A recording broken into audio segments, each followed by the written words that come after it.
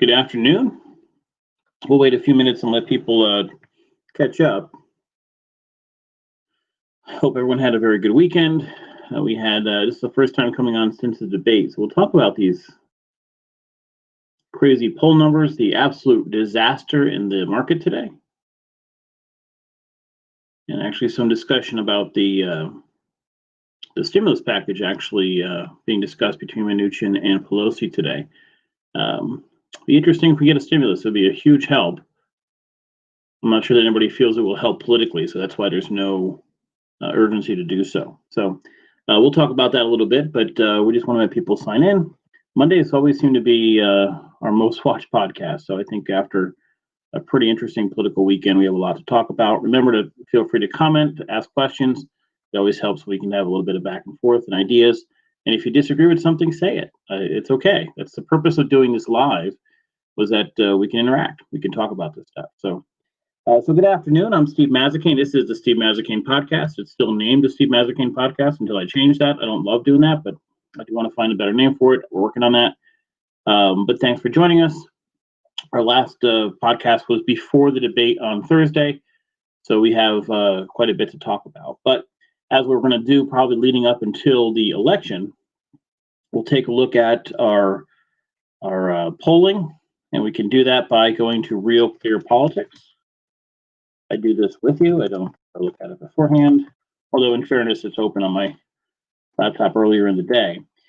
This is a great site because not only do they have the kind of aggregated polling, they have a list of headlines. And if you ever wonder how biased certain media organizations are, and they're biased, you can see it easily. The guy writing an article for Trump, I mean, all of it falls into place. The Federalist writes an article about reliving the last election. Well, their prediction is Trump is going to win, so they want to get their base that way. Here's an article from CNN. Trump team just announced its surrender to the pandemic. Not really, they're kind of taking a quote out of context, but that's fine. That's CNN. Something called American Greatness. I'm guessing is a right wing, or certainly leans right. Biden is in trouble in the Rust Belt.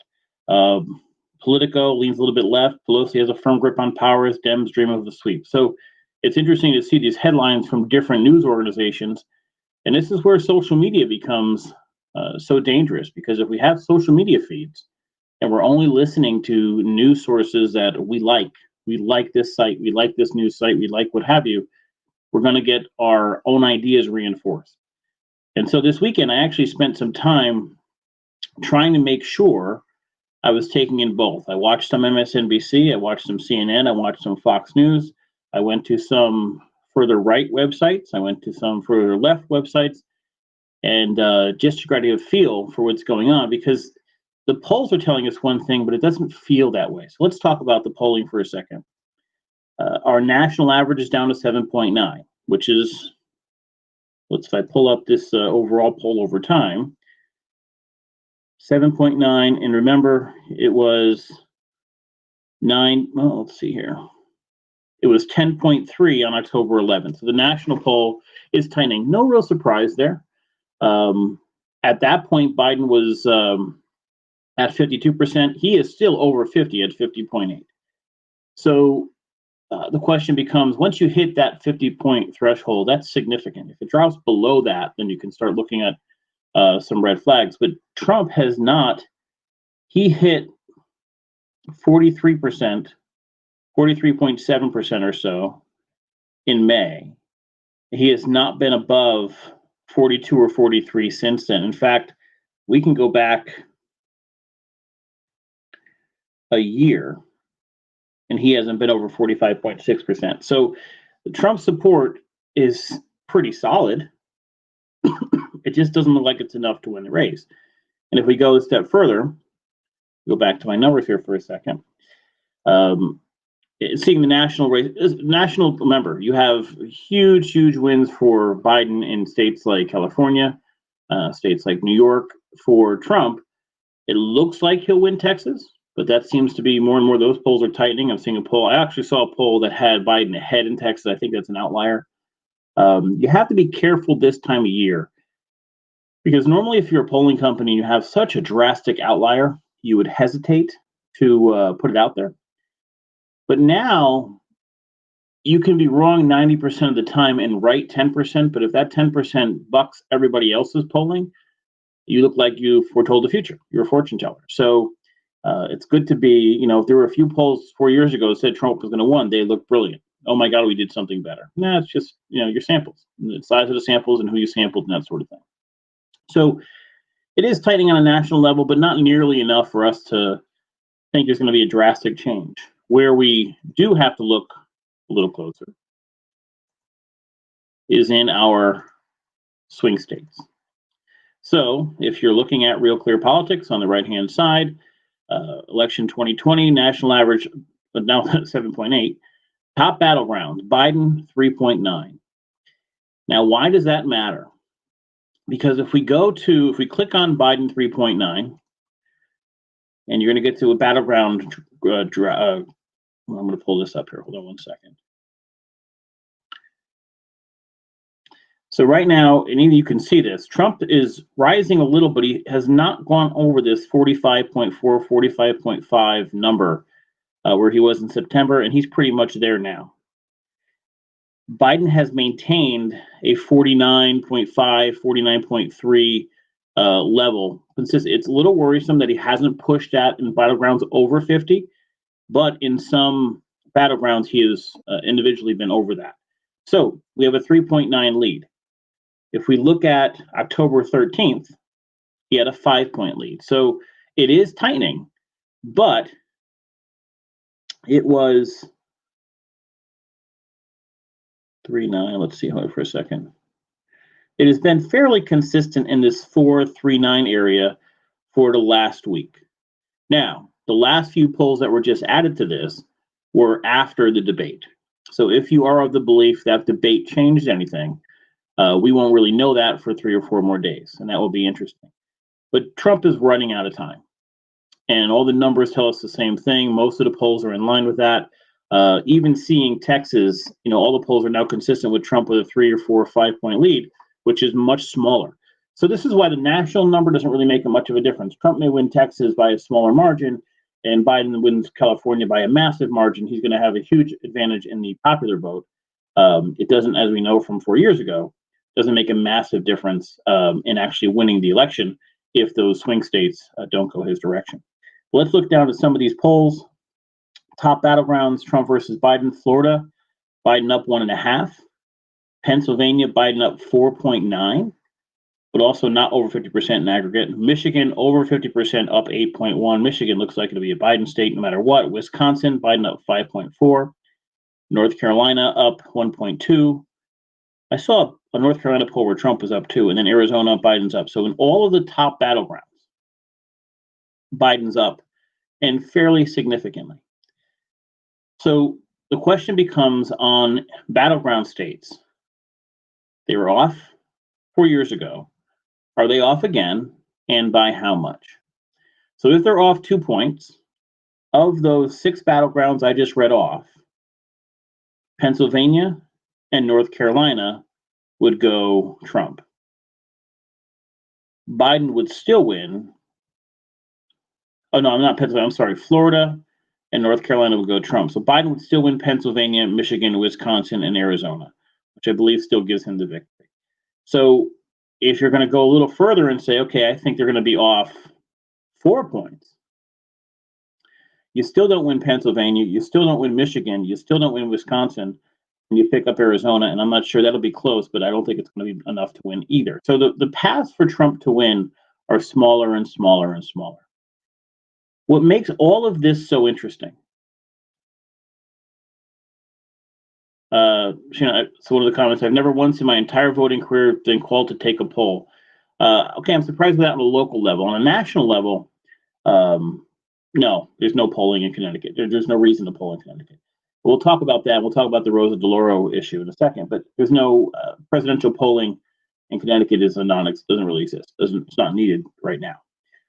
In any event, what's amazing about this polling, all of the polling point to one direction, as it did 4 years ago. However, we've talked about momentum, and we're looking for a shift. Even if on election day, Biden leads those swing states, has he gone from a 6-point lead to a 2-point lead? And we're not even seeing that right now. So if the journalist, the news person, the statistical guy in me looks at these numbers and says, this is Biden in a fairly significant landslide, the anecdotal side of me doesn't see that. And you're seeing, rallies for Trump. You're seeing, even in Connecticut, which he's not going to win, but you're seeing that. You're seeing energy on the Trump side. I've talked to many young people, young under 25 who Trump, which I was shocked to hear. It's such a funny election, and it's hard to get a grip on what's actually happening. All of the numbers show, all the science in me shows this is Biden. Now, 4 years ago, about 2 months before the election, I wrote an article and it said Trump was going to win. And I was called every name in the book. And the reason I knew, I can't say I knew, I went on a fortune teller, but that I predicted or thought Trump was going to win was Hillary Clinton's unfavorable numbers. The one thing people had known for sure was they didn't like Hillary Clinton. And it was kind of questionable this year putting Biden up, because you had Hillary, who was basically a retread candidate who had run multiple times. And now you put up another person who's in that same category, who's run multiple times. He's had serious issues in the past. He's had plagiarism things that have derailed the campaigns. He's had some questionable pictures or whatever with women. He's got, so whatever. The difference is you had that Comey issue that happened 4 years ago, which really started Hillary's slide. And then this year you have this Hunter Biden thing, which I don't know is not really gaining traction, not necessarily because it's true or not true, but there's no way to confirm it. So you have all these journalistic outlets like the Wall Street Journal, who had access to this stuff, who are saying, we can't confirm a lot of this, or certainly can't confirm that Joe Biden was a part of it. A young kid, making money off his father's name is not unheard of. I think we have a president who's done that. And so using that name to make more money is not unheard of. It's not illegal. It is what it is. It's what people from, named families do. So you don't have, so that's what's blowing my mind in this race is everything is pointing to Biden winning in a landslide. But it's hard to predict that. Knowing what happened 4 years ago, knowing how off the polls were, and then seeing there's energy on one side. I don't see energy on Biden's side. Even Democrats will tell you I can't wait to vote for Biden. They can't wait to not vote for Trump. Obama's giving speeches to people in cars. He's a great speaker. I'm a Barack Obama fan, but not hearing the crowd respond to him takes something away. And so it's just amazing. On top of that, I have this Rosa DeLauro problem in my head. And I have never seen Rosa defend herself. I'm seeing Rosa DeLauro commercials. And she's starting off by saying, you have probably seen some ugly or nasty or whatever attacks on me. So she has commercials out that she's paying for, defending herself against a candidate I had never heard of, some property owner, landlord from New York City. I've never seen Rosa ever have to do that. She's going to win every year in a landslide. And without polls telling us how things are happening in Connecticut, because no one's really interested in Connecticut, Trump is going to win, is there something internally in their numbers that are telling them we're going to win this race? That's what we don't know. And it could be, remember something. I remember the Obama-Romney campaign. Both parties basically said they were going to win. And Romney, the day of election day, thought he was going to win. His internal polls said he was going to win. Obama said they were going to win. And Obama pulled that out by a fairly good margin. So there are polls, and there are internal polls. When you had Lamont in a primary against Malloy, Lamont led by a huge amount early on. And you just saw momentum go slowly towards Malloy, and he never led. But that momentum led him in election day, he took over. So It's a spectacular election season.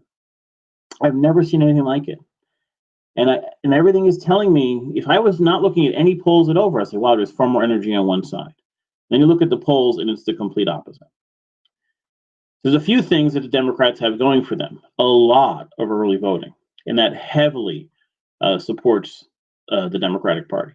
Now, is that the Democratic base, or is that people who would have potentially been undecided that locked their vote in and now cannot change their mind? We don't know the answer to that. On top of that, what impact does COVID have? If COVID is getting worse, and it is getting worse now, the numbers are going up, does that hurt Trump? Does it, Trump has now come out and basically said, and he's been saying this for, we're basically ignoring COVID, right? It is what it is. It's going to do what it's going to do. And to a certain extent, he's correct. At some point, you could blame Trump for COVID and the response to it. It went down to nothing. Connecticut, Chris Murphy was praising Connecticut, and Lamont were doing phenomenal. All this, now the numbers are going up. So are we going to blame Trump, or are we going to blame Connecticut leaders? Or do we not blame anybody and realize that it's a pandemic, and that's what happens? The numbers fluctuate. But you can't take credit for the good numbers on Lamont's side and Chris Murphy's side and Blumenthal's side. And they're, oh my God, we're doing phenomenally. And every Democratic representative, oh, we're getting our numbers down. And then say, oh, wait a minute, Trump's not doing his job, so our numbers are going up. Doesn't go both ways. National media is going after Trump for it, but it doesn't mean it's actually his fault. You can blame him for the initial response and saying it wasn't fast enough, but we've talked about that before. It's a far more nuanced decision than that. So I am dumbfounded on this election. It doesn't make any sense to me. And the part of me wants to go back to all the polling. And so we looked at this poll, and I posted this on my personal page a few weeks back. At that time, we looked at the polling in swing states between now and 4 years ago, and Biden was behind where Hillary was, which was, no, holy cow. Now, Biden, 2016 in the swing states, is up 3.9 with 8 days to go. In those same swing states, 8 days to go 4 years ago, Clinton was up 3.5. So that tells us a few things. Biden has stayed consistent, dropped a little from 5 to 3.9. Clinton fell off a cliff to end her campaign. So you have Biden, who is not as unlikable as Hillary Clinton was. He is holding his base. He is holding his numbers, not getting over that 50% mark as much as he should, but he's holding it. And you're not seeing Trump rise above that. You're getting a lot of early voting in, which means a lot of that Biden vote is locked in. Everything says this is a massive Biden sweep, except for how you feel anecdotally. And there's energy on the Trump side, but for the life of me, if it's not the numbers, it is what it is. Justin, you also have to remember he does have advisors. Kathy, Biden doesn't have the stamina to be president. I beat Biden is just the front, and Harris would be president if elected. That's why Nancy Pelosi is adding a bill to the 25th Amendment. Okay, just to make this clear, in general, vice presidents have almost no power. They're in a different wing. They're not significant. Am I cutting out? I apologize for that. So I'm not too worried about Harris unless something happens to Biden. And listen, we are in we vote for old guys. It's what we do. It's whether it's a Bush or Bill Clinton wasn't old, Obama wasn't that old, but we have put old people on the ballot, and whether it was McCain or we had certainly Trump is old. So that can happen to anybody. So I'm not sure. That's just a chance we take. He has advisors. Certainly has advisors, although he keeps changing his advisors. Connecticut has the 4th highest death rate in the country. I'll click that link afterwards. But yeah, so the question on COVID is can you take all the credit when the numbers are good, like Lamont had and like Chris Murphy had in Connecticut, but then say, well, wait a minute, the numbers are going up. Trump is awful and Trump is terrible and he has hurt us. So that is what it is. But that's what makes this election so difficult. I'm blown away by it. The good news, however, and I just came across the screen, is that there is a discussion on the stimulus package, which could be, I'm guessing, more of a help to Trump than even the Democrats. But I don't know if anybody believes that's going to move the needle. I think it will be massive help to people. I am spending so much time with clients and the struggle that they're having when it comes to their businesses, people coming in, people walking in the door is dropping, average ticket prices are dropping. That 10% of unemployed people, when you handed them money, that extra 600, they spent it. That PPP money for businesses saved them. It's getting cold. Those restaurants are going to struggle.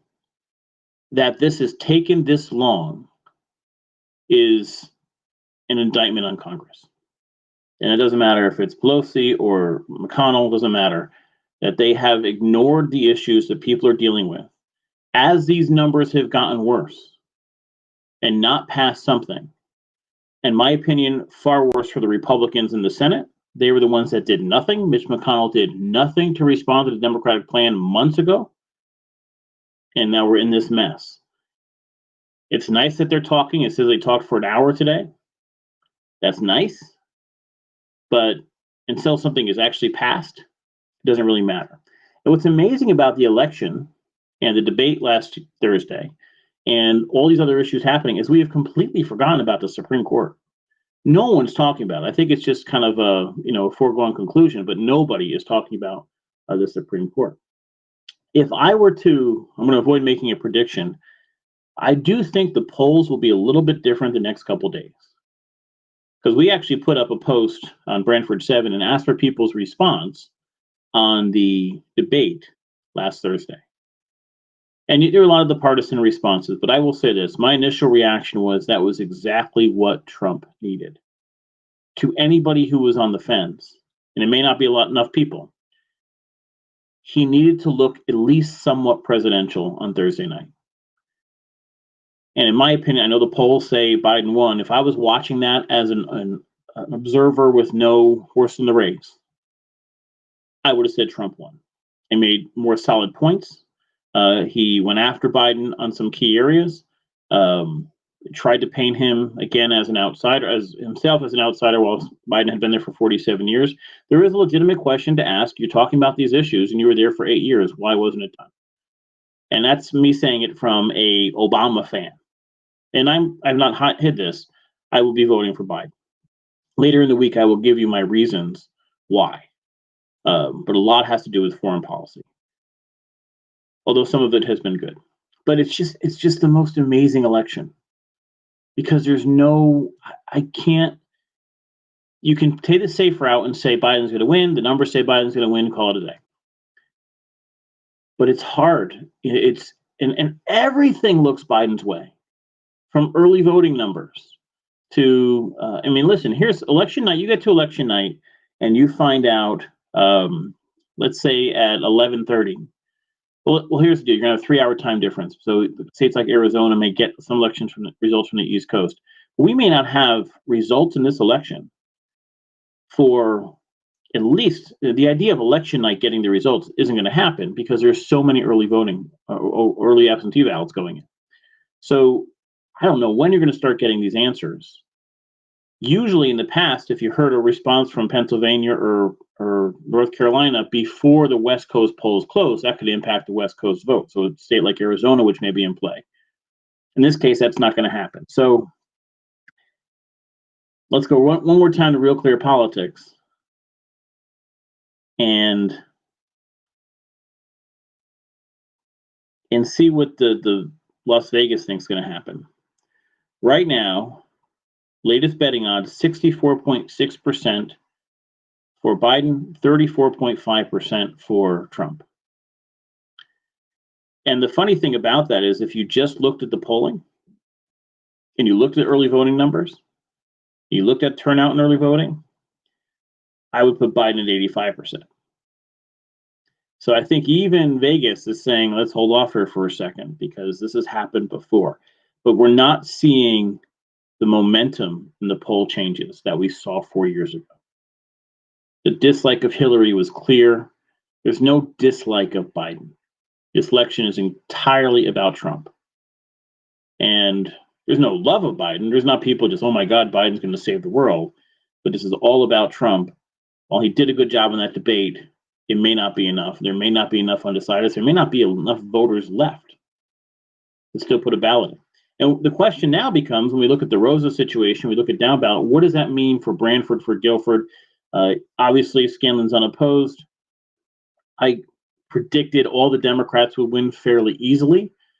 It seems to me those numbers and that concept is held strong, but you don't know. I will say that I think the Comey and Riccio campaigns have both been aggressive, both knocked on a lot of doors. Riccio has made some claims that are absolutely false on redistricting. But however, that was pretty much a claim that every single Republican in the state was making. It seemed to be the playbook for Republicans this year in Connecticut to say, oh my God, a regionalization, when it was never a serious issue.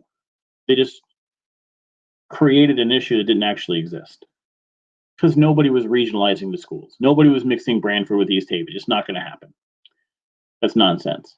There's other ads that he's running about saving the rainy day fund in Branford, which, Branford has a very good rainy day fund. They're really good with an unfunded balance, a non-designated balance on hand that he had nothing to do with. But, that's kind of in the category of things that happened while I was elected to the RTM, because that's Jamie Cosgrove and Jim Finch. And that's even started before Cosgrove, but Cosgrove has pushed that up. So you have this campaign where everybody knows the Democrats are front runners, so let's attack, and maybe an attack catches on. The regionalization thing isn't going to catch on because Comey's base is school people. That's a nonsense argument. The rainy day fund is kind of meaningless. So I can't see a Republican winning that. I can see them making it a little closer. I think the district, and Comey's district especially, has some Trump people in it. I think there's some Trump support. But let's ask a very simple question when it comes to local races. Do we think anybody who voted for Trump, who didn't vote for Trump 4 years ago, is suddenly going to vote for Trump this year? I cannot come to that conclusion. So if Trump's numbers aren't going to increase in the district, he's not going to offer any help to down balloters because he lost significantly 4 years ago. And the same thing applies for the district, for the 12th district. Christine Cohen's numbers in Guilford are going to be spectacular. Just crush Laporta in Guilford. And so then you have, and she's also going to win Branford. So you're going to have Branford and Guilford with huge margins. Can she make up any differences from North Branford or Killingworth or Durham? Those are smaller towns. They don't have enough votes in them to make up that difference. So locally, I think you're going to have a Democratic sweep. Obviously, Biden's going to win Connecticut and this district. You just don't know what Trump can pull out nationally. And it'll be spectacular to see once we get results in North Carolina that night. Because we won't get Florida for a while. North Carolina, we may get Pennsylvania. We may get Pennsylvania early. Because if the numbers hold up, we may get those as well. But it's just a fascinating race to cover, and we'll be talking about it more the rest of the way. I am going to spend tomorrow talking more in detail about local races.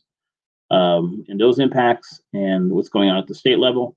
We do want to talk more about COVID and certainly any questions that you have going forward. And we hope we have some stimulus information. The stock market is getting crushed today. I got crushed today. To those that asked about the stocks that I'm holding two stocks, CVS, which I'm up on, and DraftKings, which took a bath today too. So I'll tell you my losses as well as some of my winners in the future. Okay. So that's just a discussion for today. There was nothing earth-shattering in this discussion, but it's good to look at what the polls are telling us and what political scientists, as they're looking at these polls and looking at the evidence, go through in their mind. Every piece of evidence you see, statistical numbers, polling numbers, points one direction. My eyes are telling me there's far more energy on the other side. The problem is, if you have that energy with 45% of the electorate, it doesn't matter. And so we're having these, boat things and car rallies around town, and they're going up the coast. And there's another one in North Haven. But if it's the same 700 people, it doesn't change the game. So we have to take all of this with a grain of salt. But it'll be an amazing week to watch, and it'll be, listen, the one thing about Trump is he's always entertainment.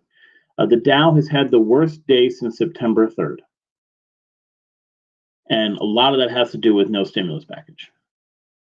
Amazing. All right, so we'll be back on tomorrow. We're going to actually talk more local races tomorrow and some local news as well tomorrow. There's nothing major, but some local news as well for Brantford. And we will see you tomorrow at 4 o'clock. Guys, thanks again for joining us. Have a great night.